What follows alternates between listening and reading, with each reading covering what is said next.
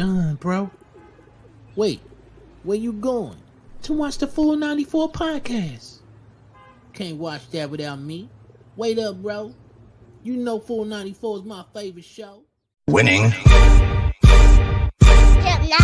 A winner, the champ, the best, we are all of them. Cause we went right and not left and not followed them. Sobriety tests, I am walking up in line. Added the sex and the drugs, but couldn't subtract my mind. They all wanted me dead. I was chilling in the cut, then I transformed like I'm best friends with Shia LaBeouf. See, I've been a winner, check it, and I ain't even firing. Church time's God, I'm a product of my environment. We are winners, losers come with me. Got God with us, never letting flesh envy. We don't worry about the money, the sex, the cars, the clothes. Now watch reality unfold like we winning in here, yeah, we winning in here. We winning in here. Let's go. Take me back, man. Hey, I'm about to hit the stage, get the bob head going. Let's get to it, man. Hey, look, we here. I'm so excited. Here. Take your head all you want to. I remember this song was hitting. We almost had this song on with the Atlanta Hawks. They was gonna play this during halftime. It didn't play out that way. I digress. So check it out, man. You know what it is, man. Full 94 here on MTMV Sports. I am excited. If you can't tell, I am out of town, remote location. I can't share that with y'all, but we out here. Job don't change. Will, how you feeling, my boy? What's going on, dog?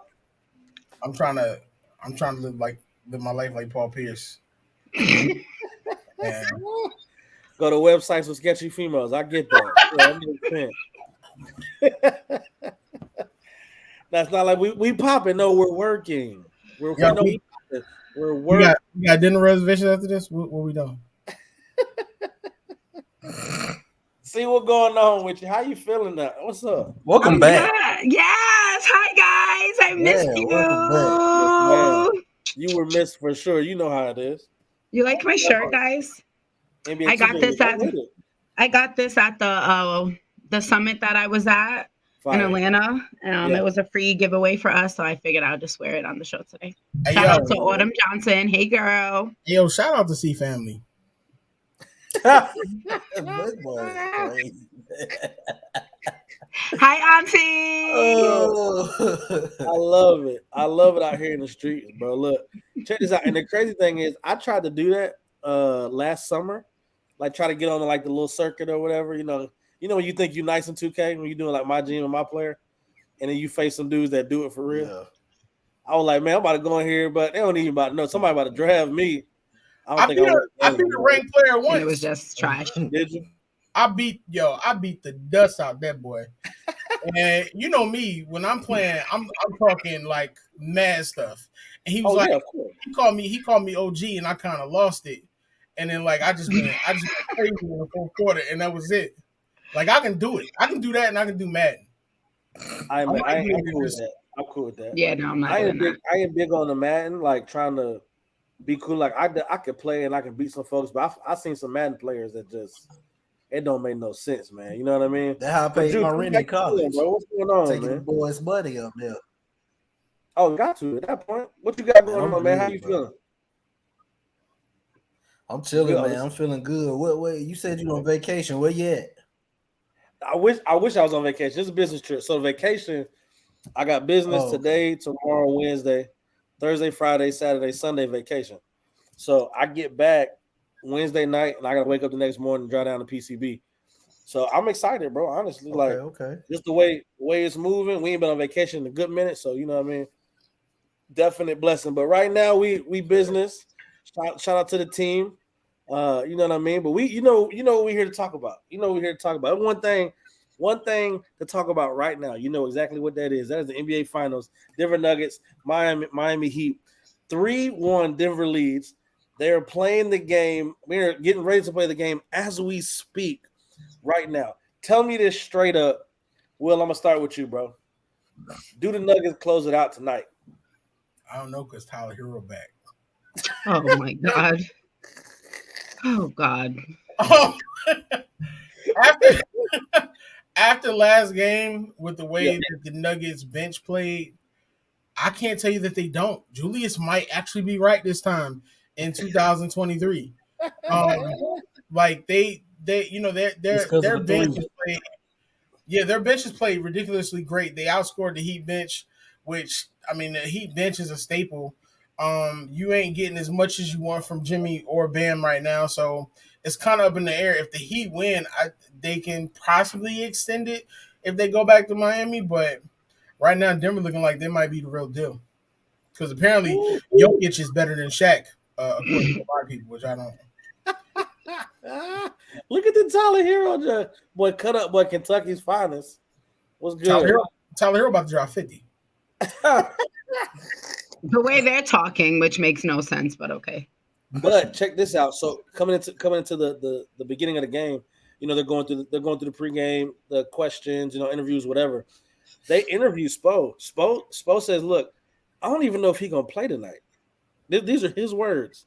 Right. I don't know if he's going to play tonight because I'm not going to force it if it's going to go against our offensive, our scheme on the court. Like, I'm not trying to move around things and put Tyler in. And that's crazy to me for, like, a coach to say, like, we know that's how coaches feel, right? But for a coach to be like, I don't know if he's going to play for real. Like, let's be real about it. Like, at least he's being honest. It's truthful. It's real. But would you expect an answer like that, Julius? Give me. Do you expect your coach to be like, I don't even know Julius is going to play today? I think it's like Hero said itself, man. He don't want to come in and mess up the team chemistry. But at this point, you kind of got to, try something different. It's like a last-second Hail Mary for the Miami Heat. I expect the Nuggets to come into Game 5, handle business, man. I'm predicting a blowout tonight by the Nuggets. I think they way too much for the Miami Heat, but the Heat definitely competed all series. It wasn't an easy task for Denver. Yeah, I'm predicting a blowout, man. Their emotions gonna be high tonight. The boys gonna come out. They sniffing that first championship. So yeah. I think it's definitely be dope for their first championship. And for Jokic, we're gonna talk more about Jokic. I don't even know about this next picture the producer about to put up. I'm sorry. See, tell me how you feel about this series. Denver is up 3-1. Do the Heat even have a chance to come back? Are we reliving 2016 Cleveland Cavaliers? Like, does Jimmy and them have it in them? And Jokic is playing like a monster. I remember this stat. I was talking to somebody earlier today. Anthony Davis was leading in the playoffs before he started playing Denver, leading in blocks and leading in defensive efficiency, and he got 8 up. I didn't hear no bell. That's messed up, man. But that's the thing. But that's what we're talking about. What Jokic brings to the table. Like, what are we gonna see in the series? If Miami wants a chance to go to a Game 6 and bring it back to Miami, there has to be like no room for any type of error. They can't turn the ball over. Yeah. They actually have to make shots when they're shooting them. Jimmy has to be on attack all night. Bam can't have any turnovers. Like, it has to be a clean basketball game. And their bench, I mean, the little that they do have actually has to play. Max Strus, Martin, I don't know what happened to them from the last series, but they actually have to score. I think Martin had 6 points. That's not going to work. Strus, maybe had 2. Yeah, that's not going to work. So everyone has to score. This has to be a complete team win. Jimmy has to take over if they have a slight chance, but it's going to be a Hail Mary for them to even bring it to a Game 6. But yeah, Jokic, Murray, their bench is lethal. It's just too much. And, Mike Malone has answered every adjustment that from him putting in Green, from him putting in, I don't know if it's Brown or Bourne, whatever his name is, but, he's been out coaching Spo the entire series. So it's just been crazy. Yeah, so it's spelled out coaching though. Say it Brown. Is it Brown? Yeah, so it's spelled Brown, but you say Brown. Weird. Okay. But this is the thing to me. Is this more so? And Will, I'm gonna let you answer this. Are we looking at possibly being out coached or just out talented? No, it's too much talent on Denver's roster. it's not. I don't think it. I mean, I don't think it has to do with being out coached because Spo has definitely tried to make the adjustments. The bench just has not showed up when they needed them to show up, and Denver's has showed out every time. Like when you saw, Jamal struggle last game, even though I think he still finished with a double. That bench was coming out. I think the team shot 50% from three. Like you're not beating a team that's running on all cylinders. They're running 10 deep, and then they're shooting 50% from three. And then your bench is outscoring the other team. The other team's bench, which is like the pride and glory of what the Heat are. I think it was like 36 or 40 to 25 or something like that. So I mean, they're completely getting outplayed here, and it's one of those things where ultimately right now the Heat do look like an 8 seed, and like Dante said, the Nuggets are playing like a 1 seed. Like I think it's never to take anything away from Jokic, but we talk about this all the time, and I think people are too much prisoners of the moment because one thing you're not paying attention to is how great Jamal Murray is playing no matter what happens. Like he's averaging 24, 11, and 6 in the playoffs, and we're not talking about that as much. Yes, he is. Focus is on Jokic, and Murray is the closer. Like if we're being honest, Jamal Murray is the closer, and he's shooting 40.5% from three by himself. Yeah, and it doesn't take away from the greatness of Jokic because I mean he's a talented player. He brings a lot to the table. They just throw it like that. Denver did an incredible job of building that team around Jokic once they realized the talent that Jokic really was, and you got to give them credit for that. Hey, much respect to them. Please don't put that. What I like about the Nuggets is when their players got hurt, they literally took the time to actually take their time and get better. They didn't rush to come back. They took their time to actually heal and then come back. So that's what I actually love about what the Nuggets did when with Michael Porter Jr. getting his back surgery. He didn't rush to come back. He actually healed, and now look at him. Yeah. I appreciate how great Michael Porter Jr. is playing. For sure. And even with his shooting, what that's a random picture. That's messed up, man. So this is I give it from rags to riches. I love right. that. Yeah. This is my thing when we're looking at the squad, because every year we understood they were good. We understood this team could do it. Jokic is a problem, right? But this is the first time we've been able to see them fully healthy. And from 2016 when they started. Right? And it's 2020, right? Number one. Well, didn't they all come together in 2016?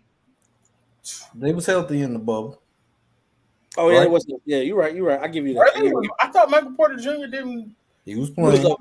Back in the bubble. But it wasn't what it was now. The talent, Jamal, and like you said, Jamal has stepped up to the plate. Continuously in every single game we've seen. Jamal Murray. We know what we're going to get from Jokic, but Jamal Murray has been that X factor. And when you're talking about, you got Brown in that last game coming out like just absolutely crazy. And MPJ, KCP coming out he's a starter.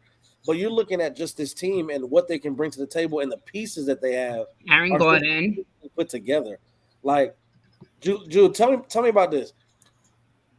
If Jokic, what does it mean for Jokic and Jamal Murray to get their first championship in Denver? Not only their first championship, the first championship for the franchise. Mm-hmm. What does it say for that duo and what they're going to do for the years to come? They're going to be forever cemented in Colorado, first of all. So, that's going to be a biggie. And then you got these players in the NBA that, kind of were thrown away, like Gordon. They got him for cheap. What's his name? Not Brown. He basically said nobody wanted him in free agency. So So that's gonna be their forever home. KCP bringing in championship mentality. The duo of Murray and Jokic is, they starting to list their names up there with some of the top duos. Not yet, they at the bottom, but they still got a while to go. I think they got probably 10 more years to play basketball together if they stay healthy. So they putting their name, they etching their name on the list. Jokic putting his name in that top 75, top 50. For sure. Murray working his way up. He'll probably get some all-star consideration now that, you know, he a champion rolling into next season. He'll start building some individual accolades for himself, getting noticed and putting himself on the map. So I think it's all good publicity, what they're doing right now. Yeah. I think it's absolutely good, man. Go ahead, see. I don't, you know, I just like what Will said, it's a moment thing. I think they have a lot more work to stop mentioning their names with greats and other duos and top 5s and 10s and all that as far as duo concerns. I think they got to win a couple more championships and stay together and, you know, before they stop. But as individual, like Drew said, you know, it's good publicity for themselves. Yeah, and that's the thing for me. What the key to greatness is consistency.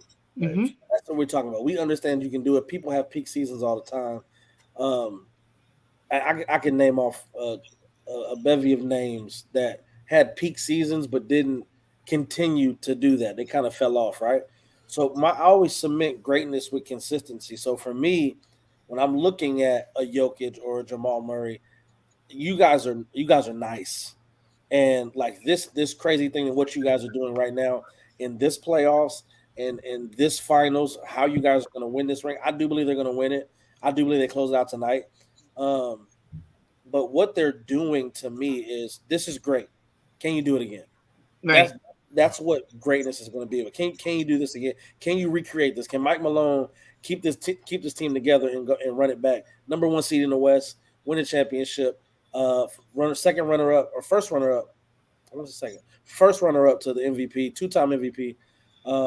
He's gonna be the Finals MVP, I would think so. And I mean, Murray has a case if we're honest, you know what I mean, about it. But we understand how he does. He's doing. Does it move the needle in terms of not Denver sports, but for Jokic and Jamal Murray, does it move the needle towards that type of greatness on what they've been able to accomplish in this playoffs, knocking off the teams that they knocked off? These weren't just like, you know, Devin Booker played out of his mind and he had KD next to him. The Lakers came in like hitting on all cylinders out of the playoffs. I mean, out of the regular season into the playoffs, and it looked like child's play.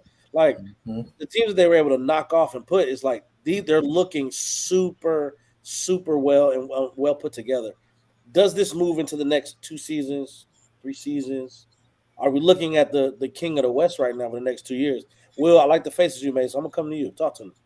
I'm not gonna lie, I wasn't impressed by what they did against the teams that they did it, only because, I mean, for being honest, the biggest threat was probably LA because they had hit their stride. Phoenix didn't have a team outside of KD and Booker, and they showed you that. Who else did they play? Then they played the Timberwolves, right?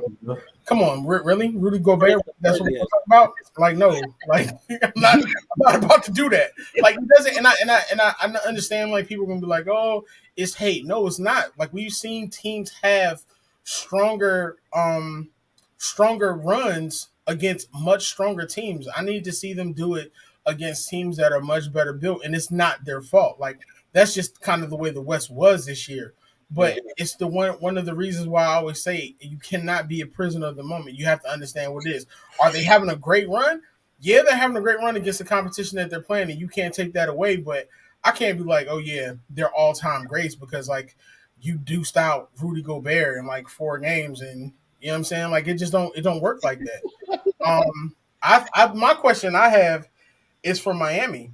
If you falter in the finals this year, what do you do? Because you've been getting over the hump for years. Bam Adebayo has supposed to have been like plateauing to this amazing superstar, and he's playing great. But is he playing great enough to where you feel like you can hand him the reins because Jimmy's at the end of his career? Like, are you going to trust Tyler Hero to be like, yo, your Tyler Hero's a number 2 scorer, let me give him all this money? Like, you have a lot of questions if you're the Heat. So I think it's more or less. How is the West a mess? The West has been a mess all season, bro. Nah, I don't think they've been a mess. I think some teams got better at the trade deadline. The Memphis Grizzlies are a mess. That's about the only team that's a mess. But they were number 2 team in the West, and they were the biggest. Right, but I'm saying if they had that go down with Ja, and they still had enough of a lead So I don't think the West is a mess. I think it's competitive. Let me ask you a question. Let me do this. Hold that question, Will. Okay. We're gonna get right to this commercial. Right, we come back at it. Ask like I'm gonna hand it to you. Ask that question, and you guys can have this conversation. But make sure you check out this. We call this here on the Full 94 halftime. So call to us. Make sure you come back after a word from our sponsors. It's not just about the love of the game. It's about dedication and commitment through the process and the patience to endure. There's joy in reaching your goals and peace in knowing you've done all you're supposed to do. Ozell brand. It's not just a brand, it's a lifestyle. And this is what I love. As much as we talk, as much as we do this thing, we gotta pay some bills too. So shout out to Ozell. Much love, man. Make sure you check out. He is in Walmarts around the US now. Cleats, shoes. I mean, absolutely crazy. Shout out to Big Bro, man. I always appreciate the sponsor. Always gonna shout you out. Keep doing your thing, bro. You an example, and we love seeing it, man. Hey, talk to me. Will, what's up, man? So I want y'all, and I don't want to just ask Julius this question because I want everybody's opinion on this. Yeah, but when you look at the top 10 in the Western Conference this year, how many? And I'm saying top 10 because of the play-in teams. How many of those teams do you realistically felt going into the playoffs could have won a championship? I think 1 through 8 could have won if everything, except for Minnesota.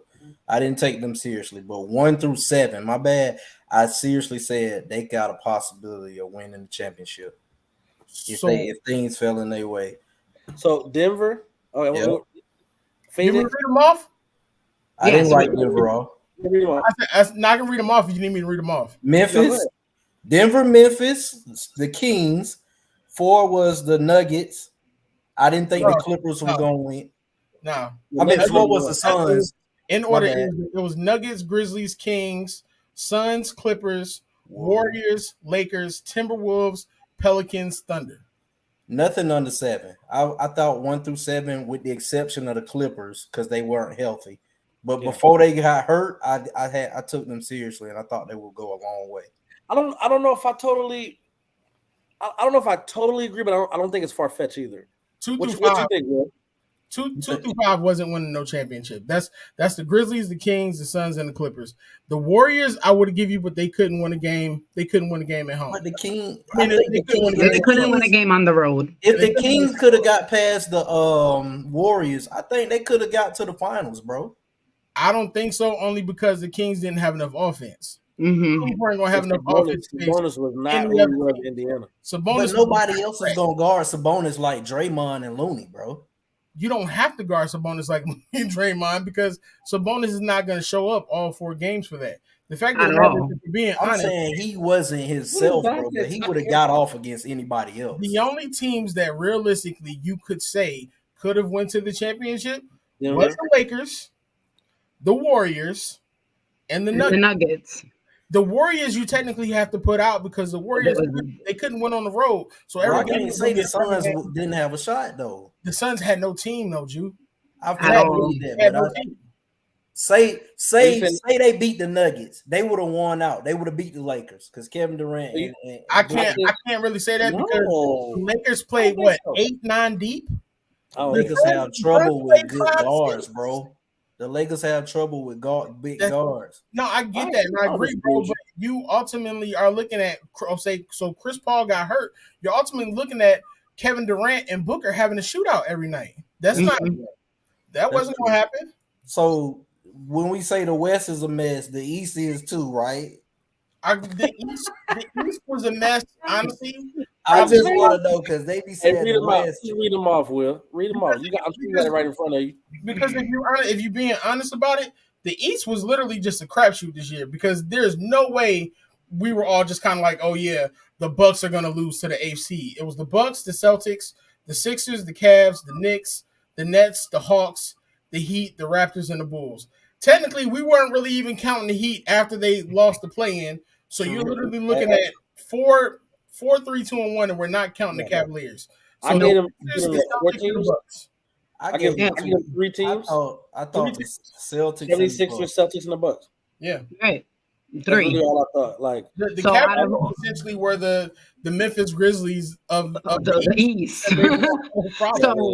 So at the end of the day, we had 3 teams on the East and 3 teams on the West. So technically, we had 6 teams possible to even win a championship. So I like back to the original though, bro.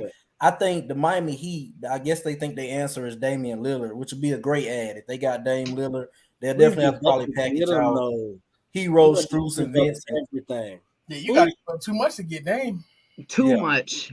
And then I think the West is going to be kind of up and down. I think right now in the NBA, it's going to be like this for a while. I don't think we're going to get another, 6-year Warriors dynasty run. Where I'm okay with where the NBA is now. And correct me if I'm wrong. See, I'm gonna come to you with this.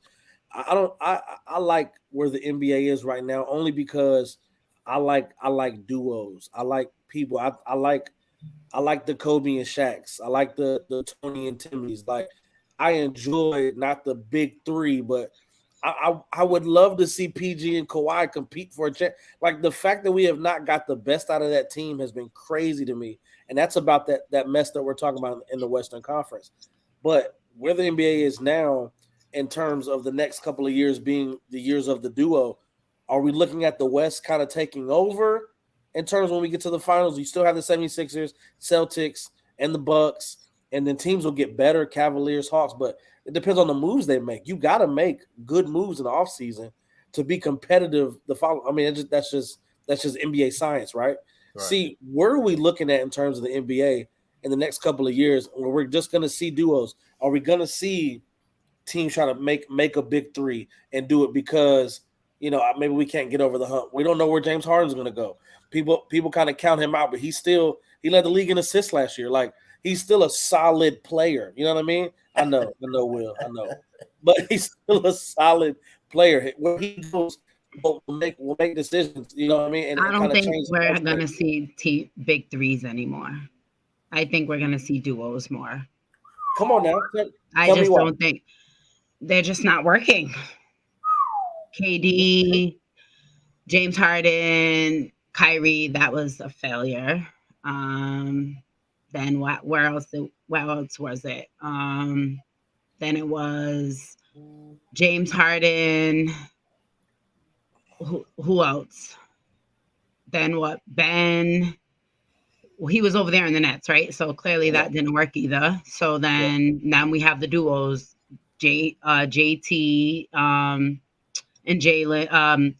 What's his name? Jaylen Brown and Jason Tatum. They're still trying to get that to work. Then we see Jamal Murray and Nikola Jokic. Look at that. So I think they're going to try to mimic that. I guess they're trying to see Joel Embiid and James Harden, and I wish they would let that go. So I just think, like you said, they need to. I just wish they would let that go. But I'm just not a fan of James Harden at all.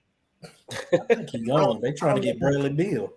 I don't know if it's completely dead yet because we said the same thing after Kawhi won in Toronto, and then look what happened the following year. So I don't think it's that. I think teams have gotten so greedy that it's like let's just pair anybody with anybody. True. Yeah, that's fact. Let's see if it works.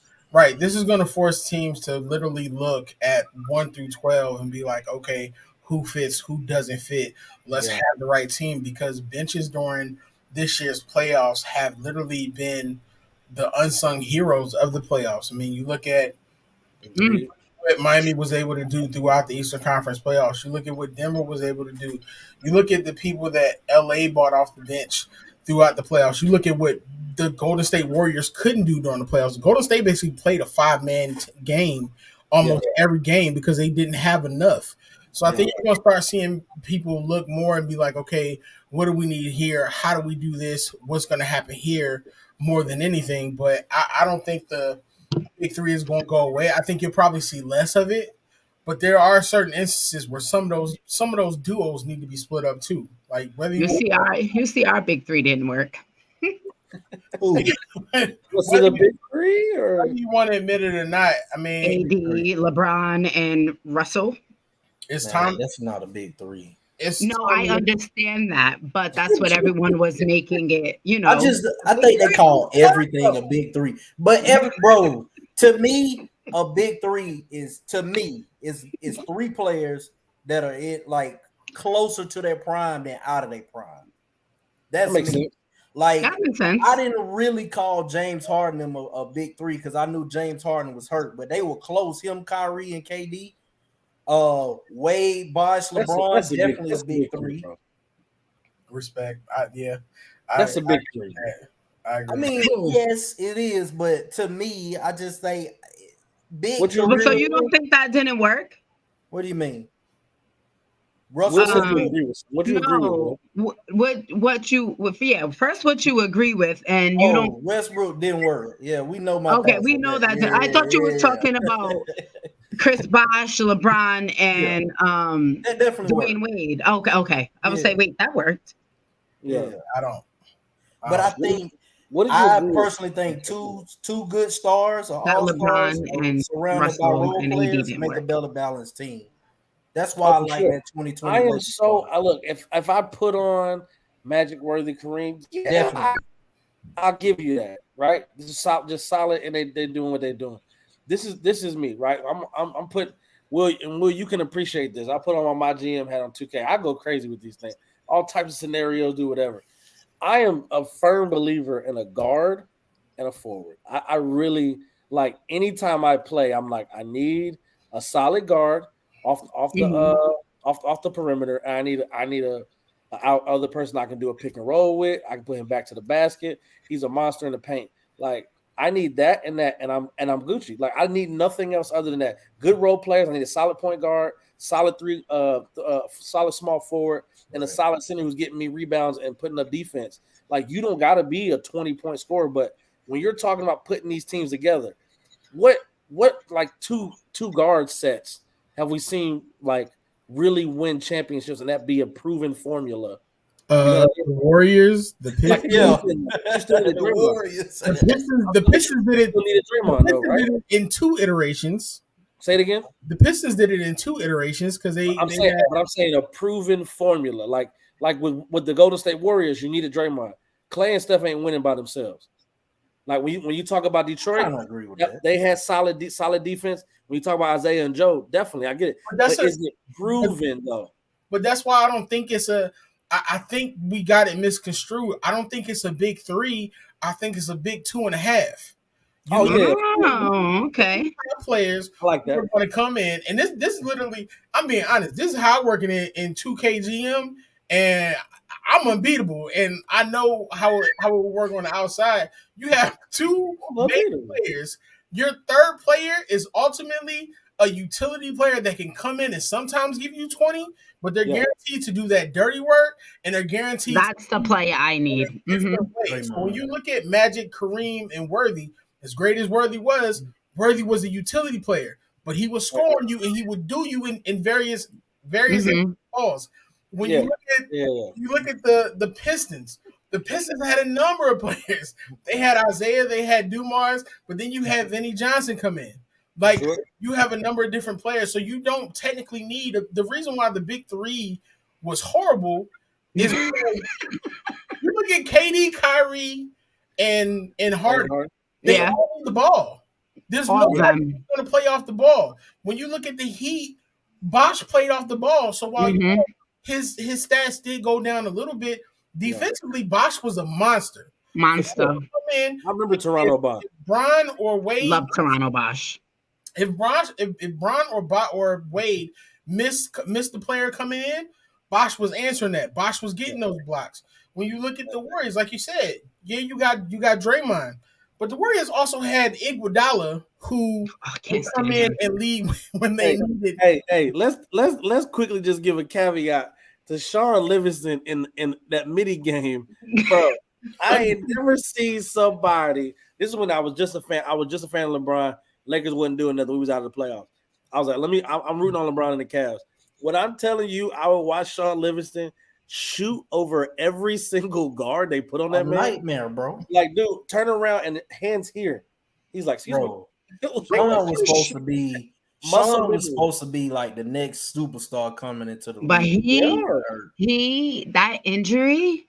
Oh, I'm surprised he came back, but that dude, bro, always had that midi like that. But he was jumping out the gym.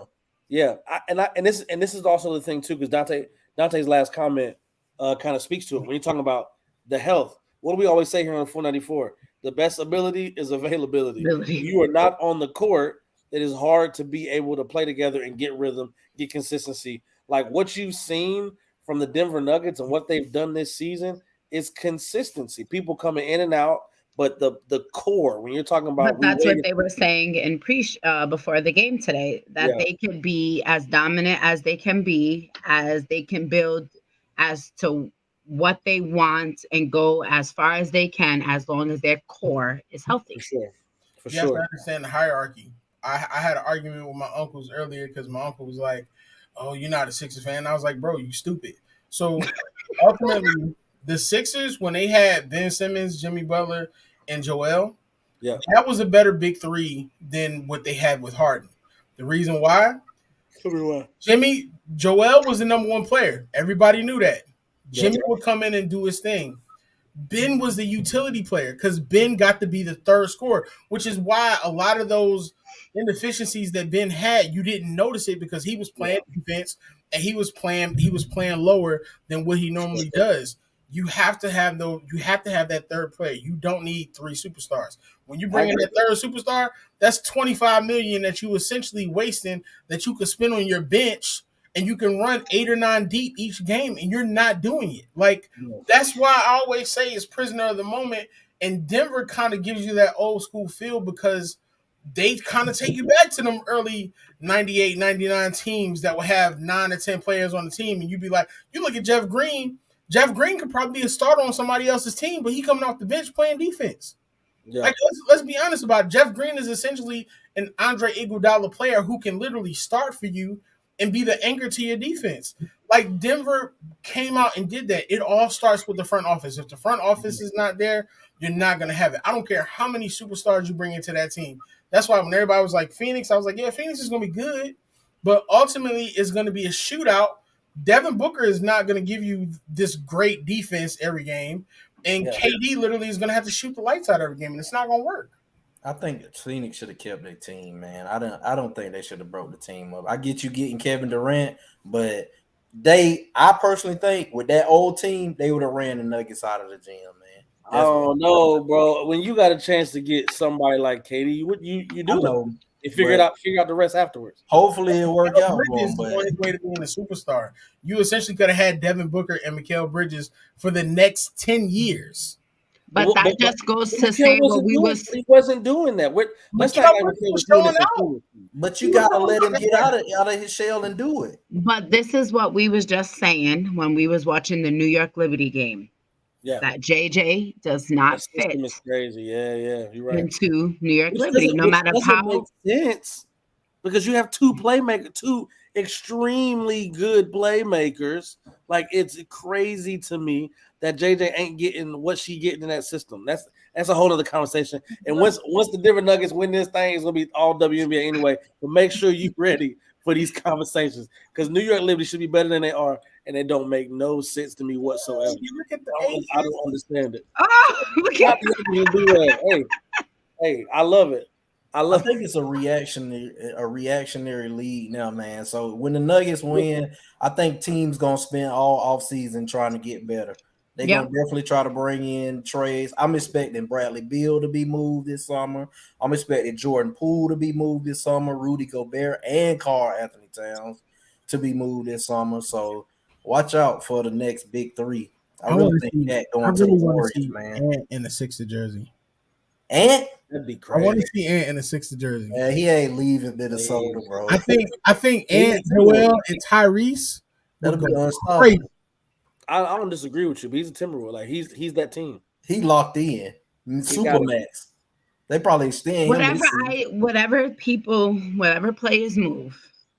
Stop. Just don't be scary. That's all. I think the Warriors about to get Cat, bro. Yeah. But that'd be crazy. Ooh, that's scary. That's definitely scary. Wow. We go Karl Anthony Towns in a free system.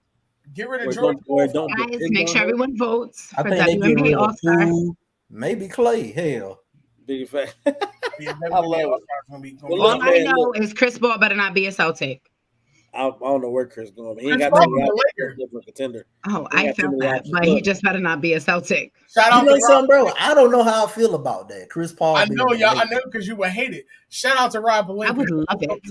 I don't know if I would hate it, bro. It's gonna let's get to it, man. Look, y'all know exactly what it is. Every Monday here at 494 on MTMV Sports. Look, we'll end it with just like this. Mr. Teddy Farrow, Drew_Chasing Dreams, Sports Talk with C. I am Miles Austin. This is what I'm saying to you. We know, boys. Sweet feet, finna meet. Celtics don't want no changes. Hey, look. Hey, what's going on? Hey. What? Go ahead, producer. You good, baby? Go tune in with it. Big man. Podcast on everything. Hey, what's going on, family? It's your boy, Miles Austin. It's your boy, the Professor Dante Pryor, and you just watched the show from MTMV Sports Network. And if you like what you saw, make sure you like, comment, and subscribe to the channel. Hit the button.